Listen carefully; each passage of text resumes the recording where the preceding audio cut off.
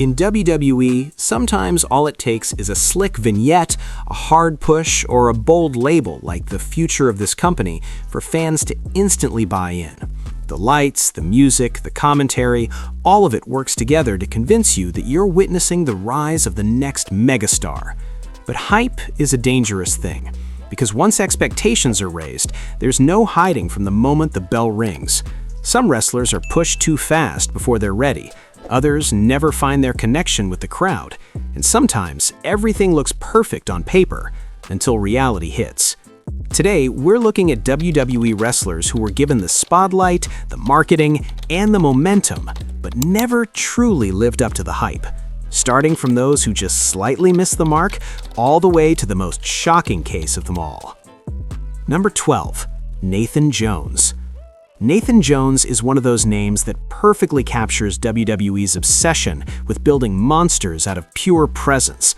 From the moment he appeared in those cinematic vignettes, WWE painted him as something dangerous, a former prisoner, a towering figure, a man with a dark past. It all screamed intimidation. And physically, he delivered. Jones had that rare look where you didn't need a backstory to feel uneasy. He looked like a threat just standing still. WWE clearly believed in him, even floating the idea of pairing him with The Undertaker, which is about as big of a cosign as you can get.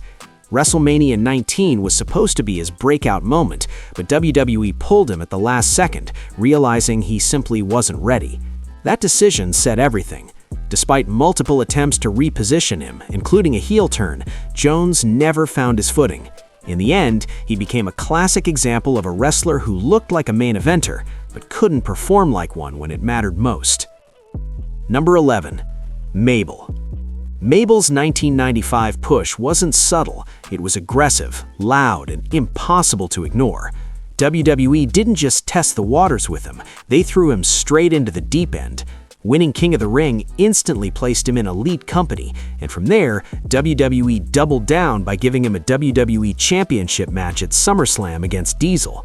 On paper, it made sense. The unstoppable giant versus the reigning champion. It's a formula that's worked countless times.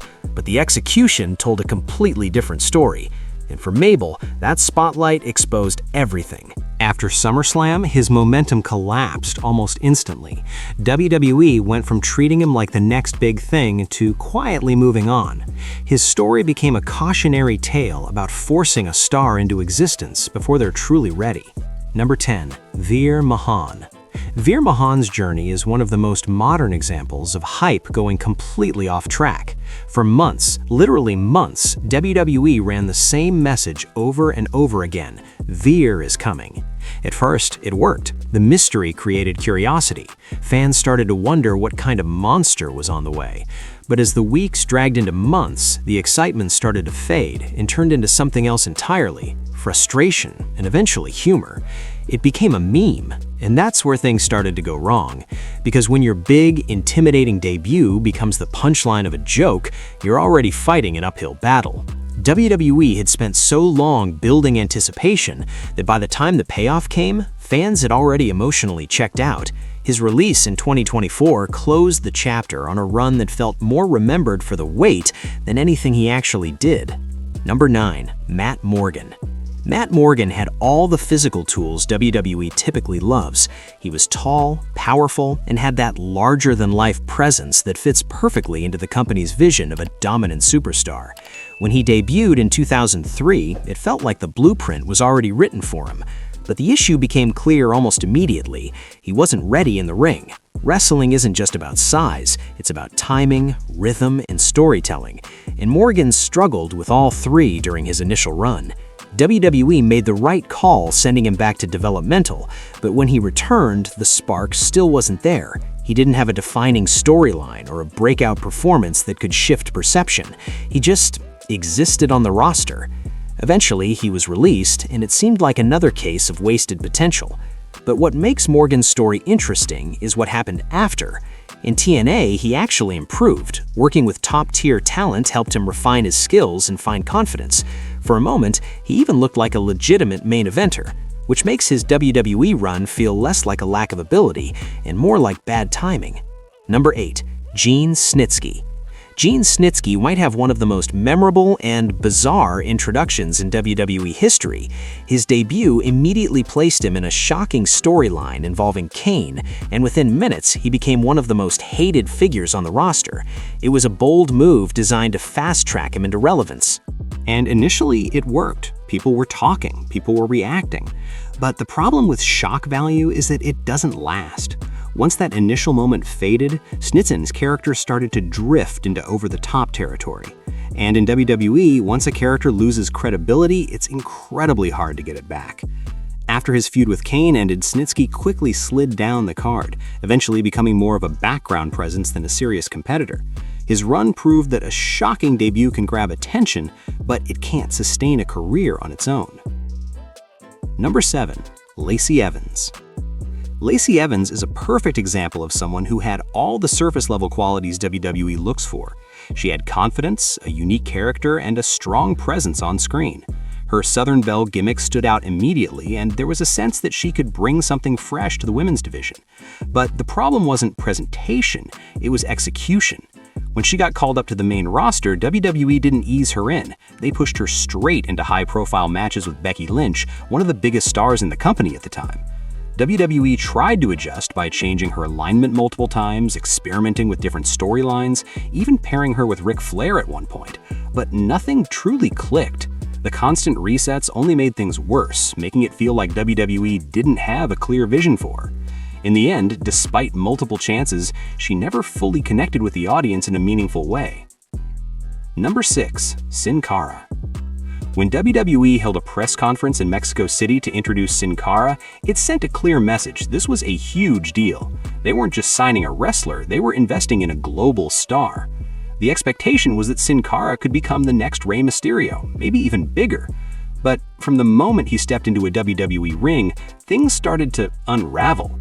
The transition from Lucha Libre to WWE's style proved to be a major challenge. WWE tried to protect him by pairing him with experienced wrestlers, but the issues persisted. Over time, the excitement turned into skepticism. Instead of anticipating his matches, fans started watching to see what might go wrong. By the time he left in 2014, the original hype had completely faded. WWE even kept the character but replaced the man behind the mask, which says everything about where things ended up. Number 5. Mordecai. Mordecai is one of those rare cases where the concept itself generated massive intrigue before the wrestler even had a chance to prove anything. The vignettes were dark, mysterious, and felt like WWE was building a true rival for The Undertaker. A character rooted in religious symbolism, positioned as the opposite of everything Undertaker represented, it had potential written all over it. But when Mordecai finally debuted, the execution didn't match the vision. The presentation felt off. Instead of intimidating, it came across as theatrical in the wrong way. His debut match didn't help either. The audience didn't buy in, and without that belief, the entire concept collapsed. Plans for a bigger push were quickly scrapped, and Mordecai disappeared almost as quickly as he arrived. It remains one of WWE's biggest missed opportunities in terms of character potential. Number 4. Curtis Axel.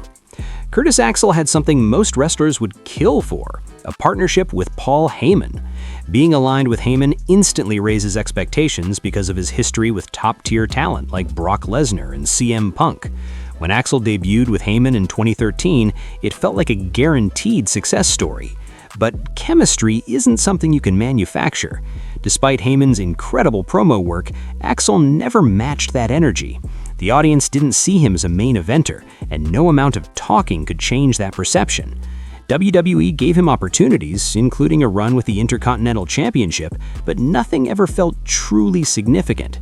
Over time, the push faded, and Axel settled into a lower card role. His case shows that even with the best manager in the business, the connection between performer and audience is something that has to come naturally. Number 3. Ted DiBiase Jr. When Legacy broke apart, many believed Ted DiBiase Jr. would be the breakout star. He had the look, the name, and the backing of WWE's presentation. Everything pointed toward him becoming a major player. But once he stepped out on his own, things didn't go as expected. Without the support of Randy Orton and Cody Rhodes, his presence felt diminished. He wasn't bad by any means, but he lacked the standout quality needed to carry a character on his own. That contrast made DiBiase's stagnation even more noticeable. WWE gave him chances, but the crowd response never reached the level needed to justify a major push. Over time, he faded into the background, becoming one of those what-could-have-been stories. The hype was there, the opportunity was there, but the connection never fully formed. Number 2. Mr. Kennedy. Mr. Kennedy had something you can't teach: natural charisma.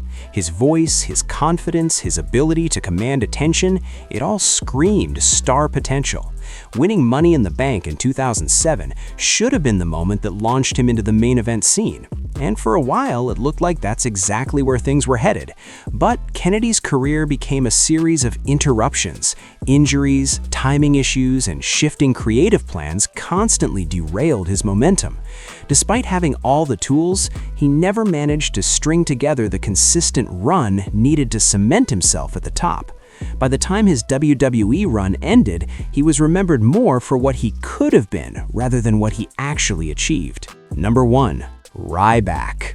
Ryback stands as the ultimate example of WWE building someone into a monster and then struggling to finish the story. His rise in 2012 was explosive. Week after week, he dominated opponents, creating the feeling that he was unstoppable. Fans bought into it. The chants, the reactions, it all pointed toward a future world champion. But when he was placed in the biggest spotlight against CM Punk, the momentum stalled. WWE continued to feature him, but the magic of that initial run was gone. By the time he left in 2016, his career felt incomplete. Not a failure, but not the success it once promised to be. And that's what makes him the number 1 spot on this list, because no one else came as close to becoming a megastar and then fell just short of the finish line. And those are the wrestlers WWE once built up as the future, but who never fully lived up to the hype. Some had the look but not the skill, some had the skill but not the timing, and some simply couldn't connect when it mattered most. If you want a part 2 with even more names, make sure to drop a comment and let it be known.